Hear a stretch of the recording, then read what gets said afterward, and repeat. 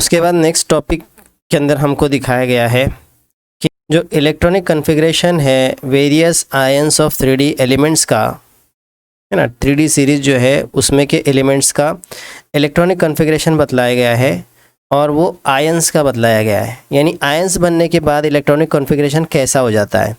तो स्कैंडियम 21 से लेकर जिंक 30 तक ये पूरे एलिमेंट्स दिए हुए विद देयर एटॉमिक नंबर्स, उसमें जब वो मेटेलिक स्टेज में है यानी विदाउट फॉर्मिंग एन आयन, जब वो एटॉमिक स्टेट में है तो उस वक्त का कॉन्फ़िगरेशन दिया हुआ है in the form of M, है ना। ये एम की जो स्टेट है मतलब वो एटॉमिक स्टेट है, जिस वक्त उन पर कोई चार्ज नहीं है तो उस वक्त जो है उनके इलेक्ट्रॉनिक कॉन्फ़िगरेशंस कैसे है।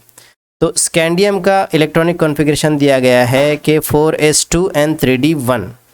ओके, अब उसी स्कैंडियम का जब m+1 आयन बन जाता है, m+ का मानी होता है m+1 आयन, तो m+1 उसका जब आयन बनता है तो इलेक्ट्रॉनिक कॉन्फ़िगरेशन में आपको दिखाया जा रहा है कि इलेक्ट्रॉनिक कॉन्फ़िगरेशन उसका हो जाता है 3d1 एंड 4s1। मतलब ये हुआ कि इसमें एक इलेक्ट्रॉन जो गया है, one electron that has been lost is from the s subshell, वो s सबशेल में से गया है, इसीलिए 4s सबशेल में एक इलेक्ट्रॉन दिखाई दे रहा है। When m+2 state of this scandium is shown, तो उस वक्त आपको दिखाई दे रहा है कि m+2 स्टेप में एक इलेक्ट्रॉन जो है उसकी बजाय यहाँ पे दिखाई दे रहा है 3d1 होना चाहिए, 3d1। इसका मतलब ये हुआ कि +2 स्टेट के अंदर इसमें जो इलेक्ट्रॉन गया है वो दोनों इलेक्ट्रॉन जो है 4s सबशेल के हैं, और m+3 स्टेट को आप देखते हैं तो उसमें सिर्फ आर्गॉन बतलाया गया है। इसका मतलब 3p6 इलेक्ट्रॉन तक 1s2 से लेकर 3p6 इलेक्ट्रॉन तक ही इलेक्ट्रॉन उसमें बाकी रहते हैं, और जो तीनों इलेक्ट्रॉन्स है जैसे कि 4s में के 2 और 3d में का 1, ये सभी दे दिए जाते हैं, ये सभी लॉस कर दिए जाते हैं, जिसकी वजह से m+3 ऑक्सीडेशन स्टेट्स का बन जाता है। ओके, तो ये हमने स्कैंडियम पर से समझा। Same is the case with titanium. Titanium में आप देखो तो उसका एटॉमिक स्टेट में यानी जब 22 उसका एटॉमिक नंबर है, तमाम इलेक्ट्रॉन्स उसके मौजूद है, तो उस वक्त उसका वैलेंस शेल यानी आखिरी शेल का इलेक्ट्रॉनिक कॉन्फ़िगरेशन है 4s में 2 इलेक्ट्रॉन, 3d में 2 इलेक्ट्रॉन्स। जब इसका m+ आयन बनता है तो उस वक्त इसका 4s में एक ही इलेक्ट्रॉन बच जाता है, यानी एक इलेक्ट्रॉन 4s में से लॉस हो जाता है। जब इसका m+2 आयन बनता है यानी 2+ चार्जेस के साथ, तो इसका मतलब इसने 2 इलेक्ट्रॉन्स खो दिए, 2 इलेक्ट्रॉन्स डोनेट कर दिए, वो दोनों इलेक्ट्रॉन्स 4s में के चले जाते हैं, जिसकी वजह से इसका जो इलेक्ट्रॉनिक कॉन्फ़िगरेशन आपको दिखाई दे रहा है यहाँ पे, वो दिखाई दे रहा है टाइटेनियम का 3d2, दिस वन। ओके, तो 3d2 इसका ये कि 4s में के दोनों इलेक्ट्रॉन लॉस हो गए। m+3 स्टेट जब इसकी पहुंचती है यानी 3 इलेक्ट्रॉन जब ये लॉस करता है तो वो इस तरह लॉस करता है कि 2 इलेक्ट्रॉन उसमें से होते हैं 4s में के, और 3d में का एक इलेक्ट्रॉन दे देता है, बच जाता है एक। तो यहाँ देखिए लास्ट में कंडीशन बच रही 3d1। Okay, so this is all about all the elements. Vanadium पर आएंगे आप तो उसमें भी वैसे ही है, उसके 4s सबशेल में आपको दिखाई दे रहे 2 इलेक्ट्रॉन्स, 3d में आपको दिखाई दे रहे 3 इलेक्ट्रॉन्स। ये है उसकी एटॉमिक स्टेट, यानी जब उसने कोई आयन बनाया नहीं है, कोई इलेक्ट्रॉन उसने लॉस नहीं किया है। जब m+ स्टेट पहुंचती है तो एक इलेक्ट्रॉन उसका लॉस हो जाता है, जिसकी वजह से 4s में 1 इलेक्ट्रॉन रह जाता है, 3d में 3 है अब भी। फिर जब 2 इलेक्ट्रॉन खोकर +2 स्टेट वो हासिल करता है तो उस वक्त उसमें बच जाते हैं 3d के सिर्फ 3 इलेक्ट्रॉन्स, यहाँ दिखाई दे रहा है आपको, और 4s के दोनों इलेक्ट्रॉन लॉस हुए, इसलिए वो ऑर्बिटल भी नहीं लिखा जाएगा। और m+3 स्टेट जब उसको मिल जाती है तो इसका मतलब ये हुआ कि 3d में से 1 और 4s में से 2 ऐसे इलेक्ट्रॉन्स इसने खोए हैं यहाँ पे, ठीक है। 4s में के 2 इलेक्ट्रॉन और 3d में का 1 इलेक्ट्रॉन खोने के बाद इसकी स्टेट बन जाती है 3d2 ओनली। क्रोमियम के अंदर हम देखें तो 4s 1 एंड 3d5 ऐसे इसमें इलेक्ट्रॉन्स हैं। ओके, जब ये एटॉमिक स्टेट में है उस वक्त, जब ये +1 स्टेट में आता है तो 4s के एक इलेक्ट्रॉन इसमें से खो जाता है, जिसकी वजह से 3d5 रह जाते हैं। जब +2 स्टेट में आता है तो 4s में क्या एक इलेक्ट्रॉन और 3d में का एक इलेक्ट्रॉन इसमें से माइनस हो जाएगा, तो 3d में 4 इलेक्ट्रॉन्स रह जाएंगे। जब +3 स्टेट में ये आयन बनाता है तो उस वक्त इसमें 3d में से फिर एक इलेक्ट्रॉन माइनस हो जाता है, जिसकी वजह से 3d में बच जाते हैं 3d3। तो अगर आप ये पहले शुरुआत के 2-3 एलिमेंट्स अगर इस टेबल में, इस चार्ट में समझ ले, तो आपको manganese, iron, cobalt, nickel, copper और जिंक सभी के आयोनिक स्टेट्स को समझने में आसानी होगी। Okay, so this way you can understand how the valence shell electronic configuration of the M+, M+2 and M+3 ions of the 3D elements can be shown. उसके बाद हमें स्टडी करना है physical properties of the transition series. ये transition series की physical properties, first of all सारे ही transition series में जो मौजूद है वो सारे क्या है, मेटल्स है। वी ऑल नो, हमें पता है कि वो सब जो है वो मेटल्स है। Therefore they are also called as transition metals. Transition metals भी कहते हैं उनको।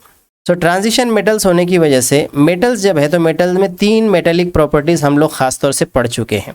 ओके, मेटेलिक प्रॉपर्टी हम जब पढ़ते हैं तो उस वक्त हमने पढ़ा है कि मेटेलिक प्रॉपर्टी के अंदर, मेटेलिक खसूसियत के अंदर सबसे पहली खसूसियत ये है कि वो मेटल जो है उस मेटल का पेपर या फॉइल्स बनने चाहिए, जिसको हम कहते हैं मेलेबिलिटी।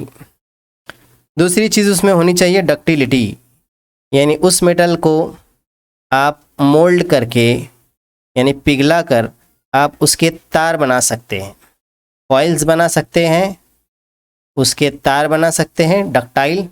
और तीसरी चीज़ ये है कि उसके अंदर हार्डनेस होती है और एक मेटेलिक लस्टर उसके अंदर पाया जाता है। मेटेलिक लस्टर यानी धाती चमक जिसको हम लोग कहते हैं। ये 3 बुनियादी खसूसियात है, बेसिक प्रॉपर्टीज़ है of a typical metal.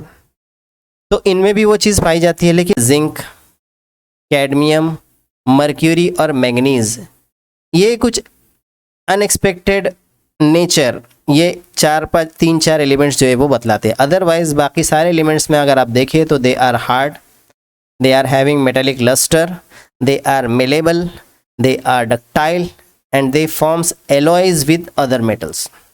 Free electrons मौजूद होने की वजह से, अट्रैक्टिव फोर्सेस जो है वो अच्छे खासे होने की वजह से इनमें एलॉय फॉर्मेशन भी एक स्पेशल प्रॉपर्टी पाई जाती। ठीक है, और दूसरी एक चीज़ के ये they are good conductors of heat and electricity. This is well known metallic property. Okay, but there are certain unexpected trend और unexpected nature of zinc, cadmium, mercury and manganese. Mercury we all have seen. It is liquid at room temperature. It forms in the liquid state at room temperature. So this is the difference कि mercury हमको room temperature पर भी liquid state में दिखता है even though it is a metal. तो ये कुछ है जो उसकी अपनी प्रॉपर्टी है। ठीक है, जिंक, कैडमियम और मैंगनीज के साथ भी ये है कि उनके अंदर भी जो है ये टिपिकल जो मेटेलिक खसूसियत है ये आपको दिखाई नहीं देती। जिंक के बारे में अगर आप देखेंगे तो मेलेबिलिटी, डक्टिलिटी नहीं मिलेंगी आपको, मेटेलिक लस्टर उसमें दिखाई नहीं देगा। ठीक है, कैडमियम, मर्क्यूरी का जैसे मैंने बताया, मैंगनीज भी वैसा ही है। तो ये कुछ एक्सेप्शंस है जिसमें मेटेलिक प्रॉपर्टीज़ नहीं, otherwise all are showing the typical metallic character. अब यहाँ पे आप देखें तो ये जो दिखाई दे रहा है आपको एक ग्राफ बना हुआ है या एक प्लॉट है, जो plot atomic number against melting point पर 1000 डिग्रीज केल्विन इस तरह से बना हुआ है। तो इसमें आप अगर देखें तो इसमें 3 सीरीज़ दी हुई हैं। ये जो दिखाई दे रही है रेड ब्रेकिंग लाइंस जो दिखाई दे रही है आपको इस तरह से, तो ये सीरीज़ है हमारी 3D सीरीज़। उसके बाद वाली जो आपको ब्लैक या ग्रे ब्रेकिंग लाइंस जो दिखाई दे रही है वो है हमारी 4D सीरीज़, और जो ऊपर ग्रीन ब्रेकिंग लाइन जो दिखाई दे रही है इस तरह से वो है हमारी 4D सीरीज़। तो 3D सीरीज़, 4D सीरीज़ और 5D सीरीज़, ये 5D सीरीज़ है, it is a 5D series. तो 3D, 4D and 5D series, ये तीनों सीरीज़ के एलिमेंट्स हमको यहाँ पे दिखाई दे रहे हैं और इनका ट्रेंड बतलाया गया है कि इनका जो ये एटॉमिक नंबर के हिसाब से इनके मेल्टिंग पॉइंट्स, और melting point is nothing but one of the standards to know the hardness of a given substance. कोई सब्सटेंस कितना हार्ड है ये जानने के लिए उसका मेल्टिंग पॉइंट जानना काफ़ी है। अगर उसका मेल्टिंग पॉइंट हाई होगा then we can say that this substance is hard and tough, क्योंकि जो जितना हार्ड टफ होगा उतना ही उसको मेल्ट करने के लिए ज़्यादा टेम्परेचर रिक्वायर्ड रहेगा। ठीक है, तो यहाँ पे आप देखेंगे तो टाइटेनियम का मेल्टिंग पॉइंट ये दिखाई दे रहा है, फिर वेनेडियम का उसके बाद आगे बढ़ता हुआ यहाँ पर आ रहा है, क्रोमियम का अगेन इंक्रीज होता हुआ है, फिर मैंगनीज, जैसे यहाँ पे पता है ना एक unexpected manganese is having a low melting point, फिर उसके बाद आयरन अगेन बढ़ता है, कोबाल्ट और nickel. Iron, cobalt, nickel, this trio are having nearly same melting point. ये तीनों जो है आयरन, कोबाल्ट, निकेल, ये तीनों मेटल्स का मेल्टिंग पॉइंट करीब करीब सेम होता है। फिर उसके बाद ये मेल्टिंग पॉइंट ड्रॉप होता है कॉपर पर। ठीक है, कॉपर तक आकर ये फिर से ड्रॉप हो जाता है, कॉपर का मेल्टिंग पॉइंट जो है ये भी कम होता है। तो इस तरह से ये मेल्टिंग पॉइंट का एक ट्रेंड है। इसके अंदर आप देख सकते हैं कि हार्डनेस इसी एतबार से है कि टाइटेनियम से वेनेडियम और क्रोमियम तक हार्डनेस बहुत बढ़ती है। ठीक है, इसीलिए हार्ड चीज़ों में या हार्ड एलॉयज़ में क्रोमियम पाया जाता है। मैंगनीज़ फिर एकदम लो मेल्टिंग पॉइंट यानी इसका हार्डनेस कम है। आयरन, कोबाल्ट और निकेल का हार्डनेस नियरली सिमिलर है। ठीक है, और उसके बाद कॉपर का हार्डनेस इनसे कुछ कम है। अगर आप 4D सीरीज़ की बात करें, ये जो ग्रे लाइंस दिखाई दे रही है आपको, ब्रेकिंग लाइंस, उसमें आप देखें तो उसमें फिर से अनइवननेस है। ये जर्कोनियम, पहला टर्बियम है उसके बाद जर्कोनियम आता है, तो जर्कोनियम जो है, जर्कोनियम के अंदर हार्डनेस कम है, फिर वो हार्डनेस नियोबियम में और बढ़ता है, मोलिब्डेनम में थोड़ा सा और इंक्रीज़ होता है, फिर टेक्नीशियम पे आके ये फिर कम हो जाता है, फिर रुदेनियम पर ये और बढ़ता है, फिर रेनियम पे आके ये थोड़ा सा और कम होता है, पैलेडियम में और कम होता है, और सिल्वर पे आके ये और कम हो जाता है। तो सिल्वर पर आकर ये और कम हो जाता है, यानी इसमें भी जो हार्डनेस है वो अनइवन उसके अंदर ट्रेंड जो है ये बतलाया गया है।